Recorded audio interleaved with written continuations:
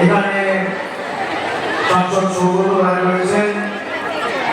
আজকে যার সমর্থনে আমরা সকলে এখানে সমবেত হয়েছি, তৃণমূল কংগ্রেসের প্রার্থী মমতা বন্দ্যোপাধ্যায়ের প্রার্থী, জোড়াফুলের প্রার্থী, বাংলার প্রার্থী, বঙ্গবাসীর প্রার্থী অদিতি মুন্সি সহ যারা স্টেজে উপস্থিত রয়েছেন, আমি সকলকে একযোগে আমার কৃতজ্ঞতা প্রণাম জানাচ্ছি।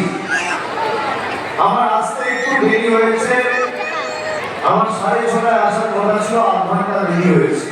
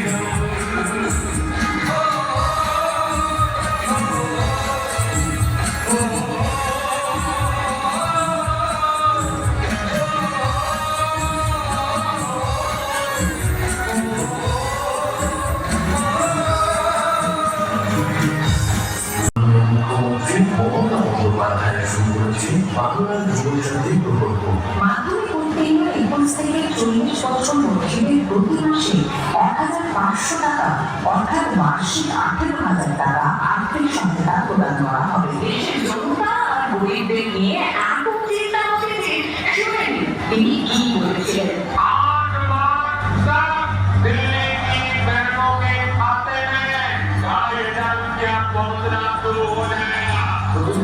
দেশের প্রধানমন্ত্রী সরকার